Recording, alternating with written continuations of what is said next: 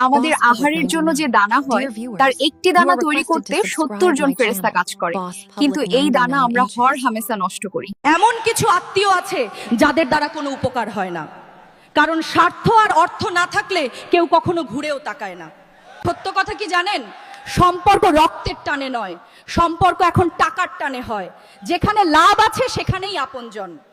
যে দেশে জুতা বিক্রি হয় এসি রুমে আর বই বিক্রি হয় রাস্তার ফুটপাতে, সেই দেশে দুর্নীতিবাজ থাকবে পাঁচতলায় আর গুণীজনরা থাকবে গাছতলায়। মূর্খরা দেশ চালাবে আর সেই মূর্খদের কথা মতো শিক্ষিতরা উঠা বসা করবে। এদেশের আইন যেন মাকড়সার জালের মতো, যেখানে শুধু দুর্বল, নিরীহ আর গরিব মানুষই আটকা পড়ে, বছরের পর বছর জেলে পচে মরে। কিন্তু বড় বড় দুর্নীতিবাজ, খুনি আর ঘুষখোর রাঘব বয়ালরা বুক ফুলিয়ে হাসতে হাসতে জামিনে বেরিয়ে আসে। এই আইনের নামে আসলে দুর্বলদের সঙ্গে খেলা হয়। এখানে ন্যায় বিচার নয়, ক্ষমতার প্রদর্শন হয়। গরিব অসহায় মানুষের পাশে কেউ থাকতে চায় না। একটা কথা বলি শুনেন, গাছ যদি ভালো হয় তার ফলও ভালো হয়, ঠিক তেমনি অভিভাবক যদি ভালো হয় তার সন্তানও ভালো হয়।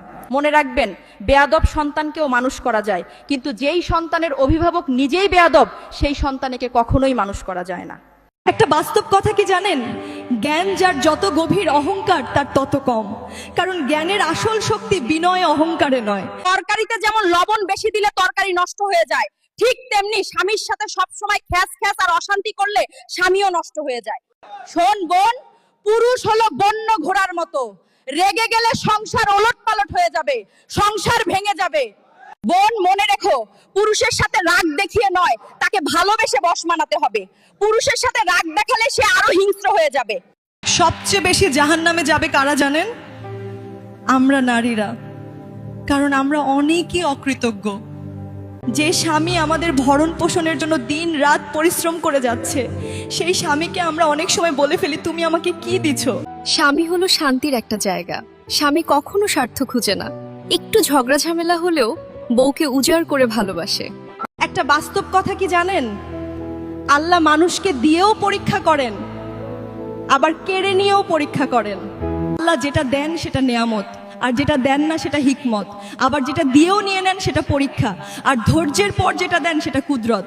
দেশের প্রতিটি মা বাবাকে বলি শুনেন, আপনারা আপনাদের সন্তানদেরকে ছোট থেকেই অভাব আর বাস্তবতা শিখান। কারণ যে সন্তান ছোট থেকে অভাব দেখে বড় হয়, সেই ছেলে কখনো খারাপ পথে যায় না, বরং সেই ছেলেই মানুষের মতো মানুষ হয়। আচ্ছা দাদু, আমায় বলো, অতীত নাকি বর্তমান ভালো? ভালো ছিল অতীতকাল, ছিল না দুর্নীতি ও ভেজাল। দাদু, তুমি কি যে বলো! আমি বলি বর্তমানই ভালো। বর্তমানে আছে মেট্রো রেল, উন্নয়নে অতীত ফেল। অতীতে ছিল গরুর গাড়ি, কেমনে যেতে তাড়াতাড়ি। যদিও ছিল গরুর গাড়ি, পথের বাঁকে গাছের সারি। ছিল মাঠে সবুজ ধান, আজ সেখানে উঠল দালান। উন্নয়নের সুরে সুরে পাখিরাও যে গেল দূরে। শুধু উন্নয়ন চাই না ভাই, শহর জুড়ে প্রকৃতিটাও চাই। শোনো ওগো দাদু আমার, তোমার শৈশব ছিল না মজার? ছিল না মোবাইল টিভি, দেখতে পারতে না কার্টুন মুভি, ছিল না ফেসবুক ও মেসেঞ্জার, কেমনে কাটত সময় তোমার? যদিও ছিল না টিভি ফোন, তবুও শৈশব ছিল দারুণ। বায়োস্কোপ আর থিয়েটার বিনোদন ছিল আগেকার। আমার যখন ছেলেবেলা, খেলতাম আমরা ধুলি খেলা, ফুটবল, মার্বেল, ডাঙ্গুলি, সেই সব কথা কেমনে ভুলি। ছিল না ফেসবুক মেসেঞ্জার, তবুও ছিল সময়টা মজার। সবাই বসে একসাথে আড্ডা হতো চাঁদনি রাতে, রূপকথার গল্প শুনে ঘুমিয়ে যেতাম আপন মনে। আচ্ছা দাদু, বলো আজ, আগে খেতে পান্তা পেঁয়াজ? ছিল না ফাস্ট ফুড খাবার, পানিও ছিল না ফিল্টার। ছিল না ফ্রিজ, ছিল না এসি, খাবার যেত হয়ে বাসি। তবুও তুমি কেমনে বলো অতীতটাই ছিল ভালো? যদিও পান্তায় কাটত দিন, ছিল না তো ফরমালিন। মাটির চুলায় লাকড়ির আগুন, রান্না স্বাদে হতো দ্বিগুণ। মায়ের হাতে পিঠে পুলি, সেই সব খাবার কেমনে ভুলি। বাঁশের তৈরি মাটির ঘরে, দক্ষিণা বাতাস থাকত ঘিরে। মাটির পাত্রে কুয়োর জল, সারাক্ষণ থাকত শীতল। পান করিতাম মন ভরে, ছিল না দরকার ফ্রিজ ওরে। তুমি দাদু যাহাই বলো, অতীতে মানুষ গরিব ছিল, পড়াশোনায় পিছিয়ে গেল, জীবনমান ছিল না ভালো। হয়তো মানুষ গরিব ছিল, তবুও জীবন ছিল ভালো। চেয়েছে কম, পেয়েছে সুখ, মনের ভেতর ছিল না অসুখ।